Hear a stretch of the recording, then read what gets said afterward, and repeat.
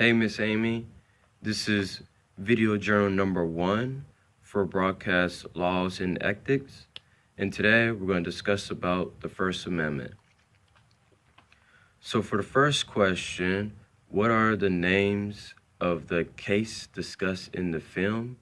So the only one I got is called the Debbie. I can't really pronounce that word right, but Al-Mastra, a word that cannot be explained. And basically, just to sum up that film, it's an Arabic woman named Debbie.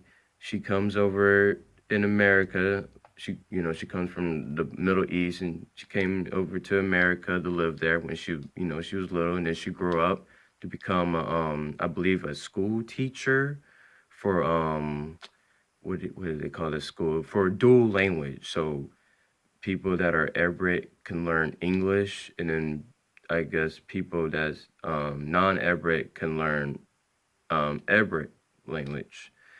Um, so basically, just to kind of sum it up, the Americans thought that this was like a religious school when it's really not a religious school. It's just a normal school, but it's just dual language to learn, either English or Arabic English.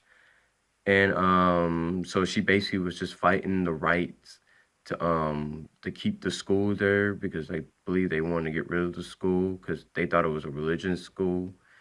And a lot of Americans thought it wasn't fair because they couldn't really, celebrate like Christianity. But, when it comes to like other like religions, they could, talk about their religion. So basically, she was fighting for the rights for the school and also for her people because a lot of Muslims in America are not treated the same, or basically don't have the same rights. Like people ain't treating them like like if they have the same rights as other Americans in America. So that's basically how the whole film went down. And I believe she becomes a principal in one of the schools. But yeah. All right. Question number 2. What did I learn about the First Amendment?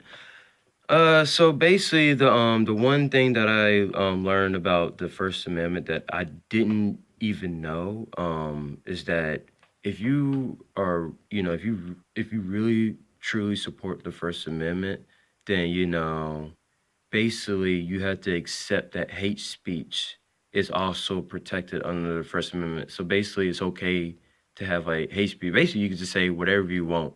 Even if you could say whatever you want, there's always still consequences. But basically hate speech and everything's protected under the First Amendment. All right. So that's something that I learned. Because I mean, I understand freedom of speech, but I never thought that hate speech could also be protected under the First Amendment. I know I keep like talking, but question number 3: did the film change or influence my thoughts on the First Amendment?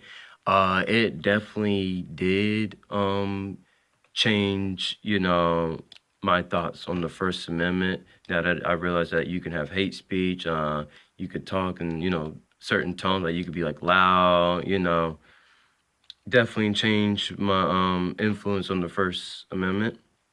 Um, did the film help clarify or shape my position on the First Amendment?